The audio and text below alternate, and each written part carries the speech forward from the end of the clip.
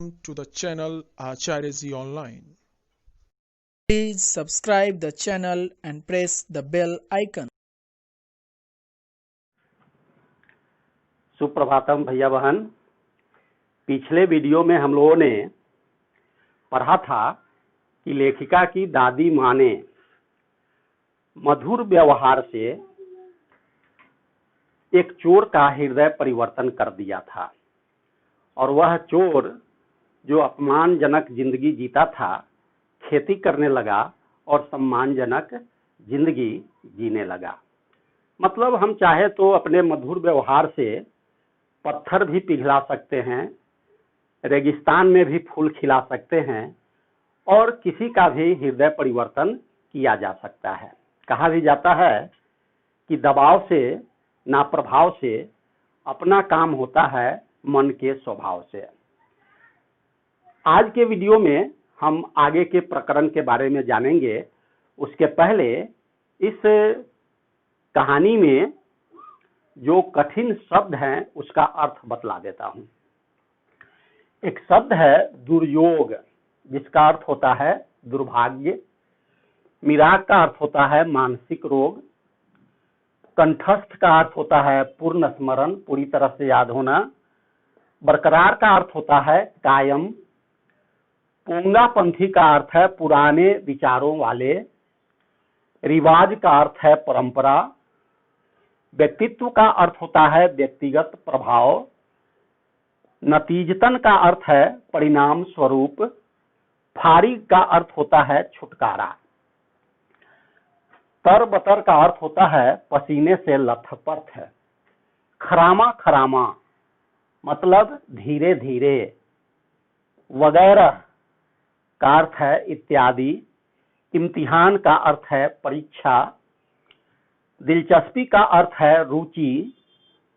शागिर्द का अर्थ है शिष्य। वाकिफ माने परिचित। हथियार डालना, इसका अर्थ है समर्पण करना।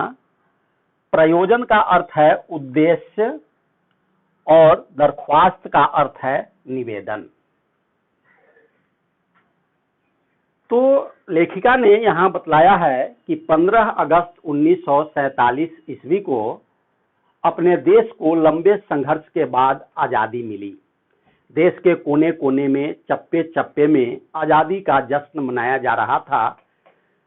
लेखिका भी इंडिया गेट जाकर अपने परिवार के साथ उस जश्न में शिरकत करना चाहती थी, लेकिन दुर्भाग्य से उसे टाइफाइड था और उस समय टाइफाइड जो है लाइलाज बीमारी मानी जाती थी। और चूंकि लेखिका का जिस डॉक्टर से इलाज चल रहा था वो डॉक्टर लेखिका के नाना के मित्र थे और उन्होंने हिदायत दे रखी थी कि कहीं किसी कार्यक्रम में नहीं जाना है और उनकी बात मानी गई। घर के सारे लोग चले गए। लेखिका के पिताजी सिर्फ घर पर थे। लेखिका बहुत रो रही थी, कलप रही थी, फूट फूट कर रो रही थी कि हमें भी जाने दिया जाए, लेकिन उनके पिताजी घर पर ही रहे और उन्होंने ब्रदर्स कारामजो रूसी उपन्यासकार के जो उपन्यास है वह लेखिका को पढ़ने के लिए दिया। उस समय लेखिका की उम्र मात्र 9 वर्ष की थी और लग रहा था जैसे कोई बच्चा खिलौना के टूटने से रोता है, उस तरह से लेखिका रो रही थी और बहुत कम उम्र थी, लेकिन इतनी कम नहीं जो खिलौने से मन बहल जाता और इतनी अधिक उम्र भी नहीं थी कि कोई तर्क वितर्क के द्वारा उनको समझाया जा सकता था। बाद में लेखिका ने देखा कि उनके पिताजी किताब पढ़ रहे हैं तो वो भी, चूंकि इनको लेखिका को किताब पढ़ने का मानसिक रोग था, यह भी पढ़ने लगी। उसमें बहुत सारे उपन्यास में पात्र थे, प्रकरण थे, घटनाएं थी, बहुत सारे कथ्य थे, शिल्प थे। तो बार बार पढ़ी लेकिन कोई खास समझ में बात नहीं आती थी। सारे पाठ आपस में गड़बड़ हो जाते थे।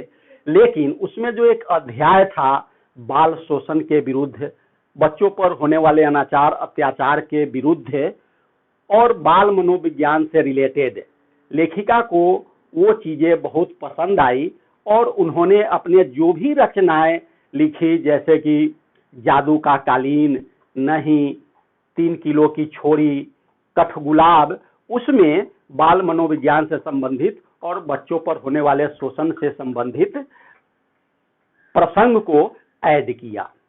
तो फिर आगे बढ़ते हैं। लेखिका बतलाती है कि कैसे वे 6 भाई बहन थे, 5 बहन थी और एक सबसे छोटा भाई था। तो लेखिका से बड़ी बहन, जिसके बारे में दादी माँ ने मन्नत मांगी थी, उनका घर का नाम था रानी, प्यार से लोग रानी कहते थे, लेकिन बाहर स्कूल में नाम था मंजूल भगत। उनका विवाह हुआ, विवाह के बाद उन्होंने लेखन कार्य शुरू किया। दूसरे नंबर पर लेखिका थी, घर का नाम था, प्यारा सा नाम था उमा, और बाहर के लोग मृदुला के नाम से जानते थे। इन्होंने भी 30 वर्ष की अवस्था पार की और शादी के बाद लेखन कार्य करने लगी। तीसरे नंबर पर गौरी थी, घर का नाम गौरी था, बाहर का नाम चित्रा था। लोग इनके पिताजी से पूछते थे कि क्या आपको 5-5 बेटियों से संतोष नहीं हुआ जो सबका 2-2 नाम रख छोड़ा है? तो बतलाती है कि कैसे गौरी के बाद जो चौथे नंबर पर रेनू हुई, उसका एक ही नाम रखा गया, और फिर अचला का एक ही नाम रखा गया, और फिर छोटा भाई राजीव हुआ। तो मंजूल भगत उर्फ रानी, मृदुला गर्ग उर्फ उमा और राजीव, ये लोग हिंदी में लेखन कार्य करते हैं। और फिर अचला जो सबसे छोटी बहन है, वो अंग्रेजी में लिखती है। रेनू जो चौथे नंबर पर है, वह बहुत दबंग लड़की थी और बतलाया जाता है कि वो सामंत शाही के विरुद्ध थी। जब उसके पिताजी स्कूल से वापस लाने के लिए 4 व्हीलर भेजते थे, तो उसका मानना था कि थोड़ा दूर पैदल चलना भी चाहिए, गाड़ी से चलना कोई अच्छी बात नहीं है, और सही बात भी है, थोड़ा शारीरिक परिश्रम होना भी चाहिए। और एक बार की बात है कि उनके साथियों ने, सहेलियों ने उनको चुनौती दिया कि जनरल थिमैया से फोटोग्राफ्स मंगाना है, और रेनू ने तुरंत जनरल थिमैया, जो सेना में बहुत बड़े अफसर थे, उनके पास लेटर लिख करके उनका फोटोग्राफ्स मंगवा लिए थे। एक मोटरसाइकिल पर सवार जवान ने आकर वह फोटोग्राफ्स दिए थे, और उसके बाद रेनू के चर्चे बहुत ज्यादा होने लगे थे, वह ज्यादा प्रभाव वाली हो गई थी। उसके बाद बतलाया जाता है चित्रा जो थी, उसको पढ़ने से ज्यादा अपने सहेलियों को, दोस्तों को पढ़ाने में ज्यादा दिलचस्पी थी। बतलाया जाता है कि यही कारण है कि परीक्षा में उसके अंक कम आते थे और जिसको वो पढ़ाती थी उसके अंक ज्यादा आते थे।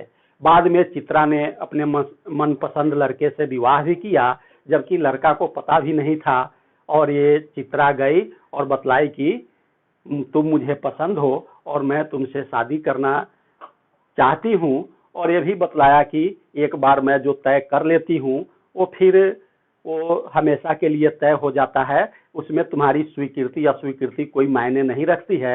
लड़का आश्चर्यचकित हो गया और अंत में देखा कि चलो इतनी सुंदर लड़की है, इतनी दबंग लड़की है, तो शादी करना ही उसने बेहतर समझा।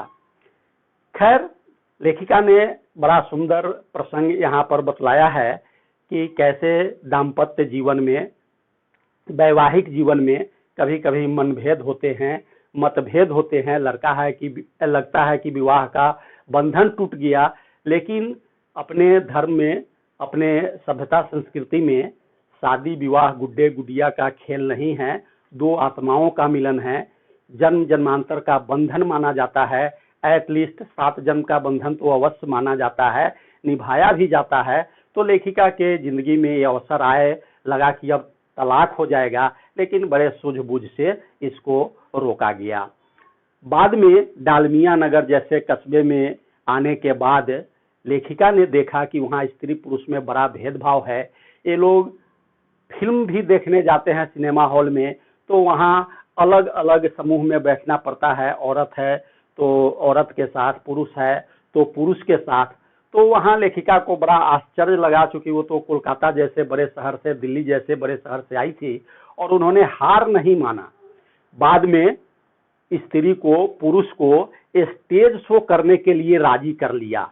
स्टेज शो करती थी और उससे जो पैसे आते थे वह मतलब कि अकाल राहत कोष में दे दिए जाते थे, चैरिटी शो करके, ताकि उस धन का उपयोग जरूरतमंदों के कार्य के लिए किया जा सके। बाद में लेखिका कर्नाटक के बागलकोट जैसे छोटे कस्बे में पहुंची, जहां बच्चों को पढ़ाने लिखाने की कोई व्यवस्था नहीं थी। तो इन्होंने कैथोलिक बिशप से जाकर आग्रह किया कि यहाँ पर जो सीमेंट का कारखाना है वह कुछ वित्तीय मदद करेगा और आप एक स्कूल खोलिए ताकि बच्चे पढ़ लिख सके। कैथोलिक बिशप ने बतलाया कि यहाँ क्रिश्चियन जनसंख्या नहीं है, इसलिए हम स्कूल नहीं खोल सकते हैं।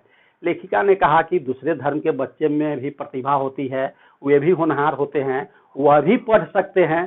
तब बिशप ने बतलाया कि बच्चों के न पढ़ पाने की समस्या आपकी है, आप खुद उसे सॉल्व कीजिए, मुझे उससे कोई लेना देना नहीं है। तो लेखिका ने वहाँ पर एक छोटे से स्कूल खोली और फिर वहाँ जो पढ़े लिखे बेरोजगार नौजवान लोग थे उनको उससे जोड़ा और उसमें छोटे छोटे बच्चों को हिंदी, अंग्रेजी और कन्नड़ भाषा की शिक्षा दी जाती थी। बाद में वे बच्चे बड़े बड़े शहर में जाकर शिक्षा प्राप्त करते थे और बड़े बड़े मुकाम भी प्राप्त करते थे। बाद में उसको कर्नाटक सरकार ने मान्यता भी दी। फिर लेखिका को स्मरण आता है 1950 ईस्वी की बात कि दिल्ली में कैसे भयंकर बारिश हुई थी, चारों तरफ बाढ़ जैसा माहौल था। अगले दिन स्कूल की गाड़ी आई नहीं, यातायात पूरा, आवागमन पूरा ठप था। और ये जो लेखिका की जो बहन थी रेणु, उसने स्कूल जाना नहीं छोड़ा, जबकि सब लोगों ने समझाया कि स्कूल आज बंद हो गए, जाने की जरूरत नहीं है। वह नहीं मानी, बैग ली और पानी में हेलते हुए स्कूल पहुंची। स्कूल तो बंद रहना ही था, चौकीदार देख करके दंग रह गया। फिर रेणु वहां से 2 मील पैदल आई और सब लोगों ने घर में कहा कि हम लोगों ने बतलाया था, बात मान लो, स्कूल बंद होगा, नहीं जाना चाहिए, तो मानी नहीं। इतनी परेशानी उठानी पड़ी। लेखिका ने यहाँ कहा है कि अकेलेपन का मजा ही कुछ और होता है। रेणु को स्कूल जाने में, लौटने में, चारों तरफ पानी है, शांत वातावरण है, कितना आनंद आया होगा। यह आनंद बचपनावस्था में ही आ सकता है। जैसे जैसे हम बड़े होते हैं, जिम्मेवारियों का बोझ आ जाता है और व्यक्ति कब जवान होता है, बूढ़ा होता है, पता ही नहीं चलता है। तो भैया बहन, इसका प्रश्नोत्तर PDF के माध्यम से पहले ही भेजा जा चुका है। धन्यवाद।